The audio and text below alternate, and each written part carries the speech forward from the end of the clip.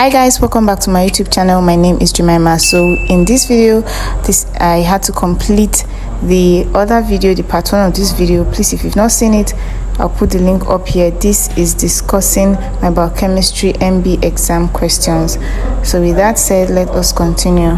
Number 3B said discuss obesity, stating the 6 causes and 6 potential health complications that may arise, including treatment approaches applicable in such complications. So, introduction: what is obesity? What causes obesity generally?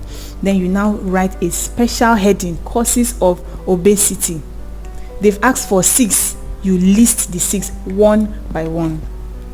Next, you now put a separate heading: possible health complications. You get that may arise. They've asked for 6. List all the 6. They said you should mention treatment approaches that are applicable in such complication. As you list the complication, you also list the treatment approaches that can be applicable in such complications. Take note of that so you get your 10 marks, or highest 8 or 7.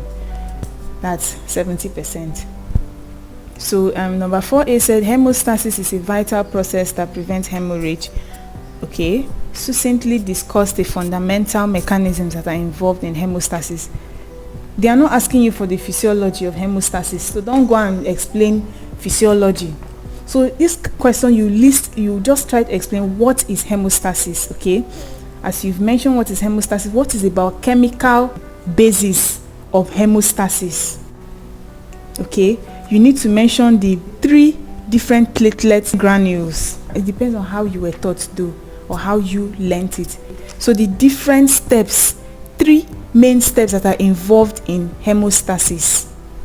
You list these steps. You now explain each of these steps one by one, starting from the thrombosins, the electron dense granules, the heparin and anticoagulants, blah blah blah, even the granules that are responsible for destruction of the fibrin mesh. You explain all of that in their different headings under the different, step by step. Don't miss any step.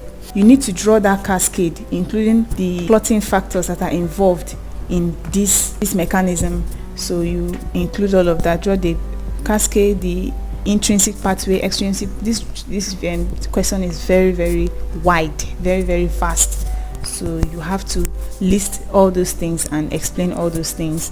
Then 4B said, as a forensic expert, discuss how you detect crime using 5 different forensic tools. This question came out in my 300 level exam, came out in my mock, came out in my main MV, and still came out in my distinction viva. If you've not seen that video where I explained my distinction viva experience and questions, please go and view it. I'll put the link up for you. So God forbid I should fail it again. So this they've just asked us for 5. So how you detect crime using 5 different. So for me, how I did mine was that I explained that I will get the samples through so methods, and after getting the sample, I will now analyze it through the following methods. I listed these 5 that they asked me to list. I used my RSVP, that's MYRSVP. MYRSVP, each of them stands for different forensic tools. So it depends on how you were taught. This was how I was taught. So I listed all, used my RSVP. My RSVP, please know that that's a mnemonic that I used. After listing each of these 5, you now explain how you can use each of these 5 to detect crime.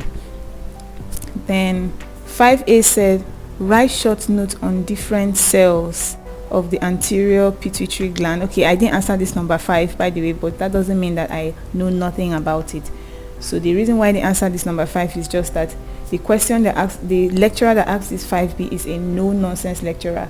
For you to get these 10 marks from him, you have to write what he wants, and the man, he's not so straightforward. You really don't know what exactly he wants. So since I had an option to skip his question, I decided not to gamble with my 10 marks in his hands, and thank God it worked out well for me. So 5A said, write short notes on the different cells of the anterior pituitary gland and the hormones they secrete. This is just straightforward. You just list the different cells and you just list the hormones. that they secrete. You know all those lactotrophs, mammotrophs and the rest. That's what they're asking you for. You just list, I think there are 5. Shiki, now you get your mark. Then then you have to write short notes. Yeah, you have to write short notes. So that means you have to explain each of them. So then distinguish between the enhancers and promoters in gene expression. This one too is straightforward but not so straightforward. What's the difference between, you need to explain enhancers, you need to explain promoters, then contrast what is the difference between these two. Then 6A said describe the reaction of adenylate cyclase and the role of cyclic AMP as a second messenger in hormonal action. So this is should I say straightforward? Not so straightforward. You know, adenylate cyclase is an enzyme that's involved, you get, in hormonal actions. Whenever cyclic AMP is involved as a second messenger, you need to know which kind of hormones are involved. What exactly is not all kinds, it's not all classes of hormones that use cyclic AMP as second messenger. When I say that, I'm talking about there are some hormones that act directly on the nucleus, there are some that act on the cytoplasm, while there are some that act at the cell membrane. So that's just how I wrote mine. I first of all described which hormones utilize CAMP as their second messenger, then the mechanism of action, what happens with the relationship between these hormones, their receptor, the cyclic AMP, where exactly adenylate cyclase comes in, and how exactly these hormones are now synthesized to carry out their action in the target organs. So that's how I explained mine. Then 6B said adequate nutrition plays a critical role in prevention and management of infection in the body system. State the specific roles of the following, state the specific roles the following nutrients play in this regard. They've listed them for you. Essential amino acid, you just state the roles that it plays. Zinc, you state the roles it plays. Selenium, you state the roles it plays. Vitamin C, you state the roles it plays. And arginine, this one is very straightforward, very easy to get your full 10 marks. So Shiki, now that is it. Next week I'm going to upload the video on my practicals: physiology practical, anatomy practical, biochemistry practical, my questions describing how you should approach these questions, the practical questions, approach practical exams, blah blah blah. This is all to make sure that you see that 60%, you see that distinction, you must get it. So I remain your girl Jemima. See you next week. Bye. Oh.